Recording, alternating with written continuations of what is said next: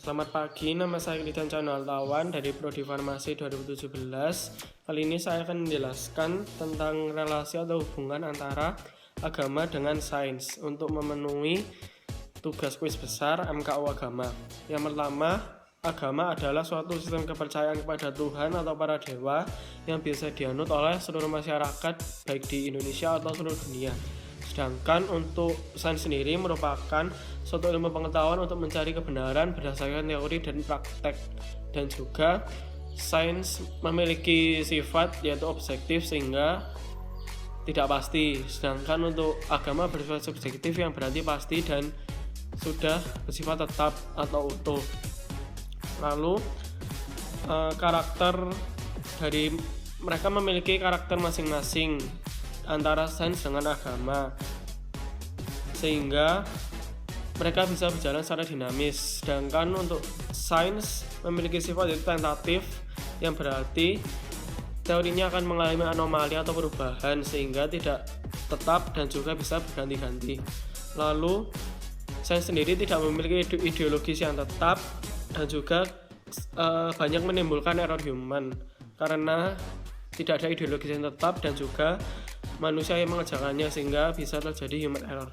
Lalu agama sendiri bersifat dogmatis yang berarti tetap pada keyakinannya, seperti Kristen tetap berkeyakinan pada Tuhan Yesus dan juga Buddha terhadap dewa atau dewi dan juga agama-agama lain.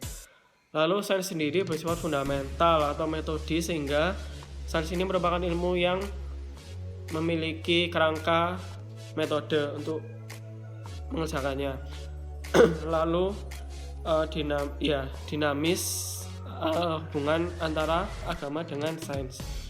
Menurut beberapa peneliti yaitu Ian G. Barbour yang sudah dari video yang sudah saya lihat, itu ada 4 macam hubungan antara agama dengan sains. Yang pertama itu konflik. Hubungan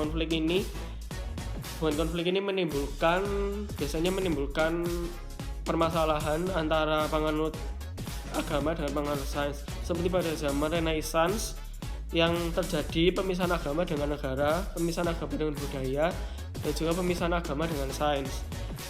Biasanya hubungan konflik ini menghasilkan argumen yang bertentangan dengan ideologi mereka masing-masing sehingga menimbulkan konflik. Dan biasanya hubungan konflik ini selalu menimbulkan kontradiktif dan jarang bisa bersatu antara agama dengan sains. Yang kedua ada independen.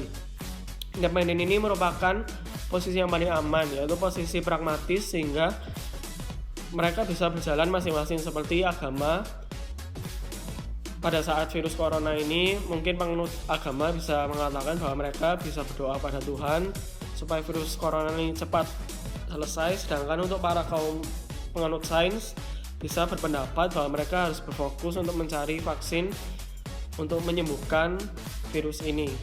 Lalu biasanya independen ini lahir dari suatu kejenuhan atau lahir dari hubungan konflik sehingga menimbulkan hubungan independen antara sains dengan agama.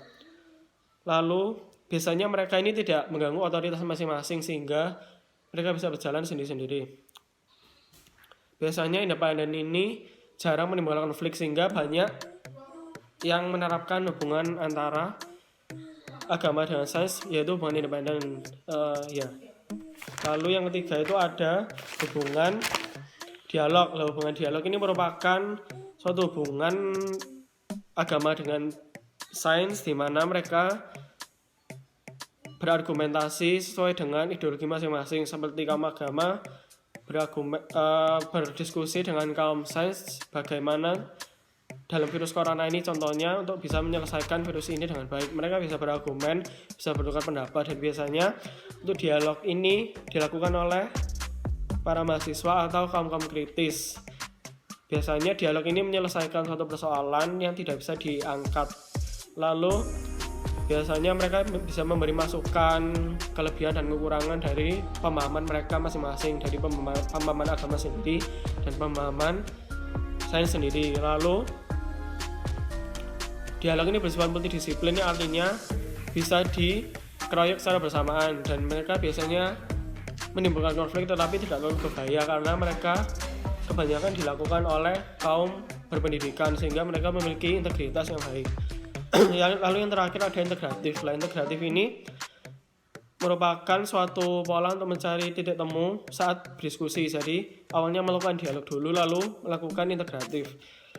Selain itu, integratif ini juga mencari benang merah dari satu permasalahan. Misalnya dalam virus corona ini, para tokoh agama atau tokoh sains yang melakukan dalam teori integratif ini, mereka berdiskusi untuk mencari titik temu bagaimana untuk menyelesaikan virus corona ini dan bagaimana seperti apa persoalan yang menimbulkan atau latar belakang yang menimbulkan virus corona ini. Selain itu, contohnya juga pada teori penciptaan alam. Para kaum sains biasanya beranggapan bahwa penciptaan alam ini berasal dari suatu dalam galaksi yang seperti teori Bima Sakti, galaksi Bima Sakti yang sedang banyak asteroid yang berbenturan sehingga menimbulkan terbentuknya suatu planet. Biasanya kaum integratif ini memperjuangkan doktrinnya masing-masing, seperti agama memperjuangkan doktrin agama dan juga kaum sains memperjuangkan pendidikan dan ilmu pengetahuan. Dan kebanyakan integratif ini banyak dilakukan oleh dosen, oleh tokoh agama, tokoh sains, dan juga orang-orang penting. Mereka juga bisa berjalan secara dinamis sehingga tergantung bagaimana kita untuk menyikapi bagaimana antara relasi agama dengan sains. Menurut pendapat saya pribadi, hubungan antara agama dengan sains bisa dianut secara independen, yang artinya mereka bisa berjalan sendiri-sendiri, jadi tidak mengganggu otoritas lain atau mengganggu ideologi lain, sehingga mereka bisa menimbulkan dunia atau lingkungan yang makmur dan damai. Tetapi tidak sepenuhnya bisa dijalankan dengan independen, karena mereka juga harus bisa mendiskusi. Misalnya ada suatu permasalahan, mereka juga harus bisa mendiskusikan bagaimana untuk menemukan titik temu atau menemukan solusi untuk permasalahan tersebut. Seperti corona ini juga mereka bisa berjalan independen, seperti dalam kaum agama mereka bisa mencari mereka bisa dekat kepada Tuhan, mereka berdoa kepada Tuhan supaya virus corona ini cepat lekas, dan juga mereka bisa mendukung para tenaga kesehatan atau kaum sains untuk bisa cepat menemukan vaksin atau antivirus dari penyakit ini. Sedangkan untuk kaum sains bisa melakukan penelitian terhadap virus ini supaya virus ini juga segera ditanggulangi dengan baik dengan cara menemukan antivirus. Lalu mereka juga bisa berdialog, yang artinya mereka bisa berdiskusi bagaimana permasalahannya, mereka bisa berdiskusi bagaimana solusi untuk menyelesaikan masalah ini, seperti memberi masukan, kelebihan dan kekurangan. Selain itu, mereka juga bisa berjalan secara integratif. Secara integratif ini mereka bisa memperjuangkan doktrin mereka masing-masing, dan juga mereka bisa mencari titik temu untuk permasalahan ini. Lalu kesimpulannya, agama dengan sains itu bisa berjalan secara dinamis, dan juga tergantung juga bagaimana setiap orang untuk menyikapinya dengan baik. Sebagai negara Indonesia, kita memiliki 5 macam agama: Buddha, Hindu, Kristen, Katolik, Islam, dan Konghucu, 6 agama. Lalu kondisi Indonesia ini juga memiliki banyak sekali penduduk dan juga memiliki banyak agama, suku, ras, dan juga kepribadian yang berbeda-beda, sehingga banyak dari masyarakat yang ada yang menanggapi hubungan agama dengan sains ini secara dialog, integratif, atau individu atau independen atau konflik. Tetapi konflik ini jarang sekali karena bisa menimbulkan suatu permasalahan atau menimbulkan suatu konflik juga. Banyak juga dari masyarakat Indonesia juga bisa bertanggung jawab atas pemilihan mereka dari hubungan relasi agama dengan sains. Menurut perasaan saya juga, secara pribadi saya juga berpendapat bahwa Indonesia juga harus, seluruh masyarakatnya harus bisa berjalan secara dinamis antara agama dengan sains. Karena untuk agama sendiri di Indonesia ini juga terkadang masih banyak terjadi konflik antara agama satu dengan agama lain. Mereka selalu perbedaan pendapat sehingga banyak menimbulkan konflik atau permasalahan, sehingga menimbulkan Indonesia menjadi tidak aman atau tidak tentram. Sehingga bisa dimulai dari diri sendiri.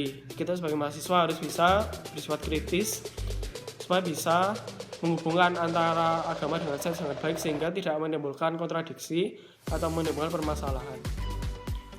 Sekian dari saya atas waktunya, terima kasih dan selamat siang.